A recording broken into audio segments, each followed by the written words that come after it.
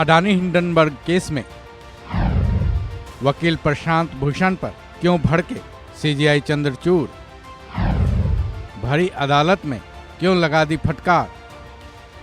Adani Hindenburg case में सुनवाई के दौरान सीजेआई की अगुवाई वाली bench senior lawyer Prashant Bhushan की क्लास लगा दी। इस केस की सुनवाई सीजेआई की अगुवाई वाली 3 जजों की बेंच कर रही है, जिसमें सीजेआई चंद्रचूड़ के साथ जस्टिस पारदीवाला और जस्टिस मनोज मिश्रा शामिल हैं। सवाल यह है कि आखिर सुप्रीम कोर्ट की सीजेआई वाली बेंच ने प्रशांत भूषण को फटकार क्यों लगाई। दरअसल सुप्रीम कोर्ट में एक याचिकाकर्ता की तरफ से सीनियर लॉयर प्रशांत भूषण अपनी दलील पेश कर रहे थे, जिसमें भूषण ने सेबी की जांच की भूमिका पर संदेह जाहिर किया था। इसी बात को लेकर सीजेआई की बेंच भड़क उठी।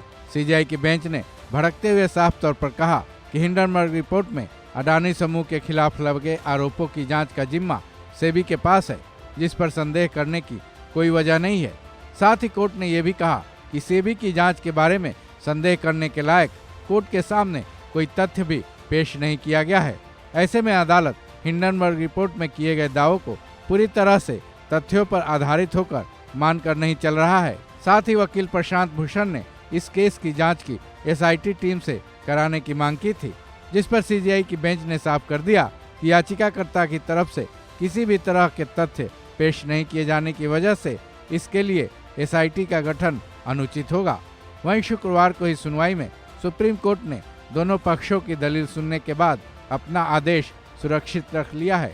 सीजेआई की बेंच में प्रशांत भूषण ने दलील पेश करते वक्त सेबी की भूमिका पर संदेह जताया था, जिसमें यह दलील दी थी कि सेबी के पास अडानी समूह की तमाम गड़बड़ियों के बारे में 2014 से ही जानकारी उपलब्ध थी, जिस पर सुप्रीम कोर्ट की बेंच ने कहा कि हिंडनबर्ग की रिपोर्ट के मुताबिक मामले की स्थिति को सच मानने की जरूरत नहीं है। इसीलिए सुप्रीम कोर्ट ने सेबी से ही इस मामले की जांच करने को कहा था।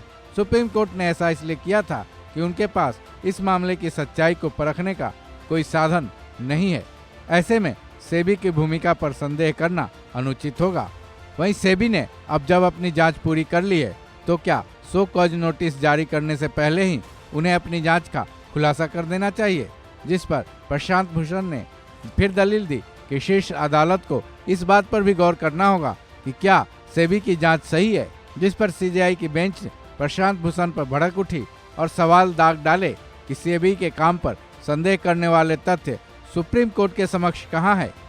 साथ ही भूषण को ये भी कहा कि आपको बहुत ज़्यादा ही सतर्क रहने की जरूरत है। आरोप लगाना तो काफ़ी आसान है, लेकिन सुप्रीम कोर्ट को फेयरनेस की बेसिक प्रिंसिपल का भी ख्याल रखना होता है। साथ ही मीडिया में उठे सवालों की दलीलों को भी सीजेआई की बेंच ने सिरे से इंकार कर दिया।